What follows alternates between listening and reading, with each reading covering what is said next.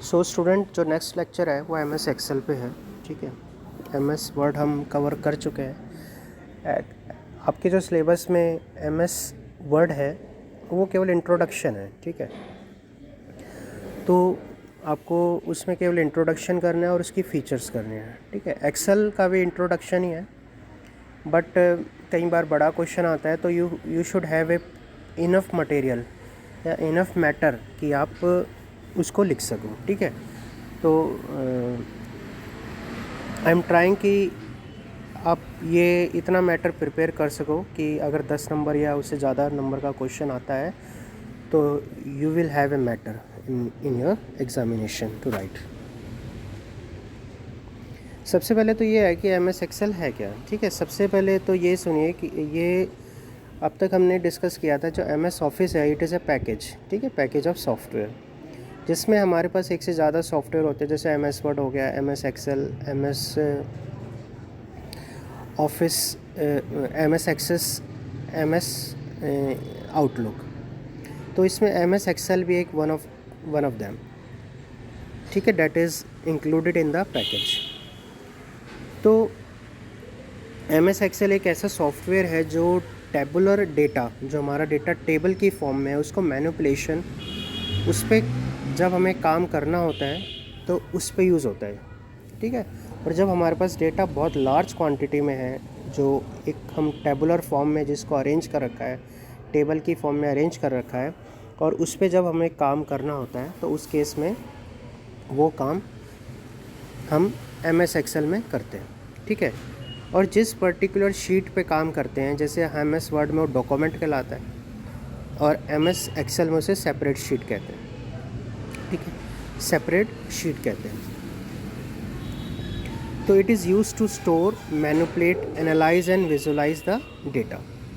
Data को store करते हैं, उस पर अब मैनिपुलेट कर सकते हैं, उसको एनालाइज करके हम ग्राफ्स वगैरह बना सकते हैं, या इसके अलावा हम अपने डेटा पे बहुत सारे जो और काम कर सकते हैं। ठीक है, सबसे पहले तो इसकी फ़ीचर्स या एडवांटेजेस क्या है माइक्रोसॉफ्ट एक्सेल की।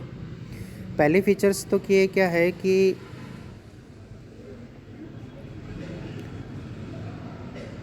एक एक्सेल का जो फॉर्मेट है, अगर मान लीजिए हमें किसी और सॉफ्टवेयर में उसको यूज़ करना है तो हम ईज़िली उसको उस फॉर्मेट में कन्वर्ट कर सकते हैं। ठीक है, बाई चांस हमें किसी एक्सेल वाली फ़ाइल को किसी और फॉर्मेट में चेंज करना है, वेब लेआउट में, वेब फाइल में चेंज करना है, तो हम उसको चेंज कर सकते हैं। तो ईज़िली वो कंपेटेबल है अदर सॉफ्टवेयर के साथ। ठीक है, सेकंड है कि अगर एक एक्सेल की फ़ाइल है, ठीक है, वो किसी और, अगर हमने कोई और फाइनेंशियल या कोई और डेटा मैनिपुलेशन सॉफ्टवेयर यूज़ करना चाह रहे हैं तो वो एक्सेल की फ़ाइल उसमें भी यूज़ हो सकती है। उसमें हम ईज़िली उस एक्सेल फ़ाइल को इंपोर्ट करके यूज़ कर सकते हैं। थर्ड है कि robust help and assistant availability. तो इसमें यह है कि हमारे पास कोई भी अगर हमें परेशानी आती है उसको यूज़ करने में, तो हम ईज़िली हम ऑनलाइन हेल्प ले सकते हैं। ऑनलाइन हमें बहुत सारे ट्यूटोरियल्स अवेलेबल हैं, ये सब चीज़ें। पावरफुल कस्टमाइजेशन का मतलब ये है कि हमारे पास हम अपने अकॉर्डिंगली, अगर हमें इसमें और फीचर्स ऐड करनी है तो हम इसको कस्टमाइज़ कर सकते हैं, हम इसको ऐड ऑन कर सकते हैं और फीचर्स भी। ठीक है, ऐड ऑन्स की फ़ीचर्स होती है इसमें, जिसके थ्रू हम और फीचर्स भी इसमें ऐड कर सकते हैं अपने अकॉर्डिंगली। अगर हमें लगता है कि हमें इस पर्टिकुलर ऑप्शन या इस पर्टिकुलर टूल की ज़रूरत है तो we can add it using add on features. Easy to use है, पोर्टेबिलिटी है, ठीक है, फाइनेंशियल यूज़ है, सिक्योरिटी। सबसे बड़ा जो एक्सेल का यूज़ होता है वो अकाउंट्स में यूज़ होता है। ठीक है, फाइनेंशियल जो हमारे डॉक्यूमेंट्स को मेंटेन करने के लिए, फाइनेंशियल डेटा को मेंटेन करने के लिए, अकाउंट्स के डेटा को मेंटेन करने के लिए एक ये बहुत बड़ा पावरफुल सॉफ्टवेयर है। ठीक है, और सिंपल सा कॉन्सेप्ट है कि it is easy to use. सबसे बड़ी बात है कि ये बहुत ज़्यादा ईजी है यूज़ करने में। तो it is a powerful and easy to use software for the financial and accounts data manipulation. Disadvantages क्या है माइक्रोसॉफ्ट एक्सेल की। सबसे पहले तो है डेटा मैनेजमेंट। डेटा मैनेजमेंट का मतलब है कि हमें जो हर एक फ़ाइल में प्रॉपरली डेटा को मैनेज करना पड़ता है, क्योंकि इसमें हम कोई हमारे पास प्रॉपर एल्गोरिथम नहीं है कि हम डेटा को सर्च आउट कर सकें। ठीक है, अगर बहुत ज़्यादा डेटा है तो हमें प्रॉपरली उसको मैनेज करना पड़ेगा, अलग अलग फाइल्स में उसको रखना पड़ेगा। ऐसा नहीं कि एक ही फ़ाइल में रख के हम उस डेटा को सर्च आउट कर सकते हैं। अगर कोई डेटा मिसप्लेस हुआ है, कोई डेटा हमें सर्च करना है। वायरस है, ये जो एक्सेल का डेटा है ये करप्ट हो सकता है, कुछ भी प्रॉब्लम आ सकती है अगर वायरसेस वगैरह इसको हैम्पर करते हैं। ठीक है, एक चीज़ और है, सेपरेट शीट में जो डेटा है वो लिमिटेड है, 65536 रोज़ हैं इसमें केवल। तो डेफिनेटली है कि there is a limitation on the data which can be stored in particular separate sheet. Second है कि दोनों मतलब हम इसमें अपने डेटा को लॉक्स की वे में स्टोर नहीं कर पाते हैं ताकि फ्यूचर में उसको यूज़ कर सकें। हम अपने डेटा को जिस फॉर्म में है उसी में हम उसको स्टोर करेंगे, मैनिपुलेट, और किसी फॉर्मेट में हम मतलब अपने डेटा को, फाइल को नहीं, डेटा को चेंज नहीं कर सकते। और बहुत सारे एक्सटेंशन नहीं है, कुछ ही एक्सटेंशन या आप डेटा को ये रीड कर सकता है। ठीक है, तो ये सब इसकी डिसएडवांटेजेस है। ठीक है, तो बेनिफिट्स भी हैं but there are disadvantages as well. Application क्या क्या है, जैसे अकाउंट्स में है, फाइनेंशियल जितने हमारे सब्जेक्ट्स हैं, फाइनेंशियल मैटर्स हैं, कैलकुलेशंस हैं, बैंकिंग में हैं। ठीक है, ई कॉमर्स में है, मैन्युफैक्चरिंग्स में है, रिटेल्स में हैं, गवर्नमेंट बेनिफिट्स एंड ग्रांट्स, मतलब ऑफिशियल जितने भी वर्क्स हैं फाइनेंसेस और अकाउंट से रिलेटेड, उसमें सब में एम एस एक्सेल का has a very large scope and use. अब देखते हैं कि जो हमने कहा कि सेपरेट शीट होती है। ठीक है, एक शीट जिस पे हम काम करते हैं एमएस एक्सेल में, उसे सेपरेट शीट कहते हैं या फिर उसे वर्कशीट कहते हैं। ठीक है,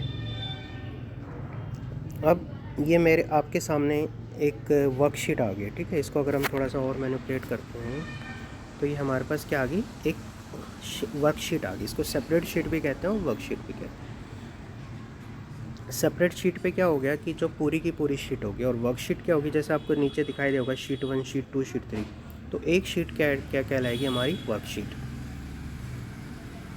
ठीक है, ये हमारे पास क्या होता है, सेल आपको पता चल गया कि ये जैसे हमने ये था कि जो हमारी हॉरिजॉन्टल जो ये लाइंस दिखाई दे रही है इसे रोज़ कहते हैं, और जो वर्टिकल लाइन जैसे ABCD है उसे हम कॉलम्स कहते हैं, और जो हॉरिजॉन्टल है 1 2 3 से डिनोट करते हैं। तो जहाँ पे ये इंटरसेक्ट कर रहा है, मतलब जो कॉलम है और जो रोज़ इंटरसेक्ट कर रहा है उसे हम सेल कहते हैं। मतलब एक पर्टिकुलर कंटेंट जहाँ स्टोर होगा, जहाँ पे हम उसको रखेंगे, जहाँ पे लिखेंगे, उसे हम क्या कहते हैं, सेल।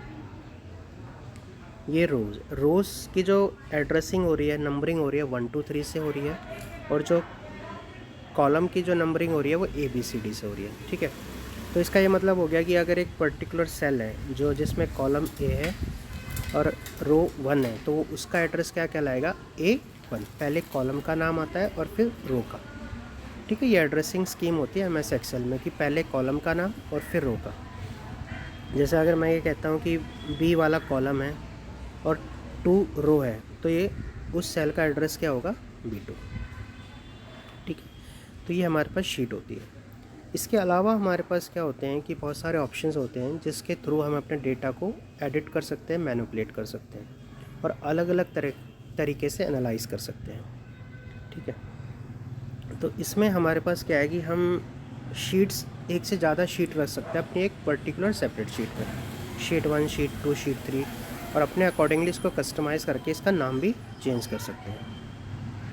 ठीक है,